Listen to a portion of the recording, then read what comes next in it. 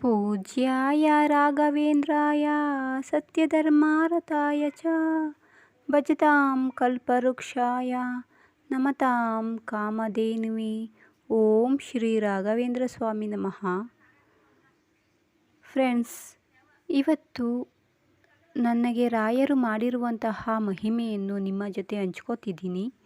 ಈ ವಿಡಿಯೋ ನಿಮಗೆ ಇಷ್ಟವಾದಲ್ಲಿ ಲೈಕ್ ಮಾಡಿ, ಶೇರ್ ಮಾಡಿ, ಹಾಗೆ ಸಬ್ಸ್ಕ್ರೈಬ್ ಮಾಡಿ. ಫ್ರೆಂಡ್ಸ್, ನಮ್ಮೂರಲ್ಲಿ ಮಳೆನೇ ಹುಯ್ತಾ ಇರಲಿಲ್ಲ. ಅಂದರೆ ಯಾವ ಥರ ಅಂತ ಅಂದರೆ, ಮೋಡ ಬರೋದು, ಗುಡುಗು ಮಿಂಚು ಬರೋದು, ಎರಡು ಹನಿ ಹಾಕೋದಷ್ಟೇ. ಮತ್ತು ಅದು ಆ ಕಡೆ ಈ ಕಡೆ ಅಂದರೆ ಒಂದೆರಡು ಹನಿ ಹಾಕಿಬಿಟ್ಟು ಆ ಕಡೆ ಈ ಕಡೆ ಅಕ್ಕಪಕ್ಕದ ಊರಿಗೆ ಹೋಗಿ ಮಳೆ ಹುಯ್ಯೋದು.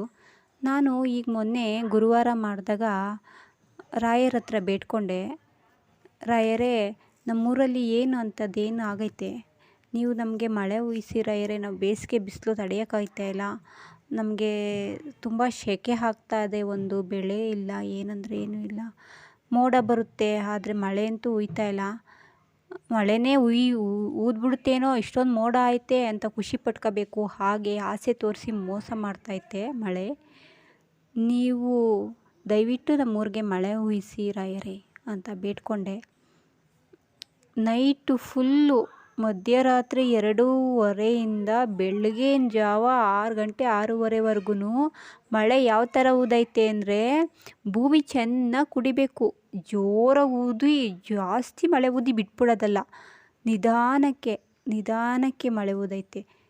ಎಷ್ಟು ಮಳೆ ಆಗೈತೆ ಅಂದರೆ ತುಂಬ ಖುಷಿ ಆಯಿತು. ಫ್ರೆಂಡ್ಸ್, ರಾಯರ ಮಹಿಮೆ ಯಾವ ಥರ ಐತೆ ಅಂದರೆ, ನಿಜವಾಗ್ಲೂ ನನಗೆ ಎಷ್ಟೊತ್ತಿಗೆ ರಾಯರ ಮಂತ್ರಾಲಯಕ್ಕೆ ಹೋಗಿ ನಾನು ರಾಯರ ದರ್ಶನ ಮಾಡ್ತೀನೋ ಅಂತ ಅನಿಸ್ತೈತೆ. ಫ್ರೆಂಡ್ಸ್, ಆ ಥರ ನಾನು ಏನೇ ಬೇಡ್ಕೊಂಡ್ರೂ ನನಗಾಗ್ತೈತೆ ಈಗ ಒಂದು ತಿಂಗಳಿಂದ.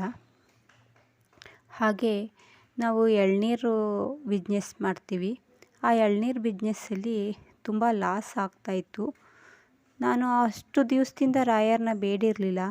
ಇವಾಗ ಒಂದು 4-5 ದಿವಸದಿಂದ ಬೇಡ್ಕೊಂಡೆ. 4-5 ದಿವಸದಿಂದನೂ ಪರವಾಗಿಲ್ಲ ಫ್ರೆಂಡ್ಸ್.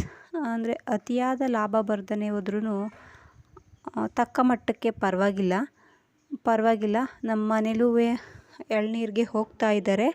ಹಾಗೆ ಅಷ್ಟೋ ಬಿಸ್ನೆಸ್ ಆಗ್ತಾಯಿತ್ತೆ. ಫ್ರೆಂಡ್ಸ್, ಇದನ್ನು ನಾನು ನಿಮ್ಮ ಜೊತೆ ಹಂಚ್ಕೋಬೇಕು ಅಂತ ಅಂದ್ಕೊಂಡು ಇವತ್ತು ಹಂಚ್ಕೋತಾ ಇದ್ದೀನಿ.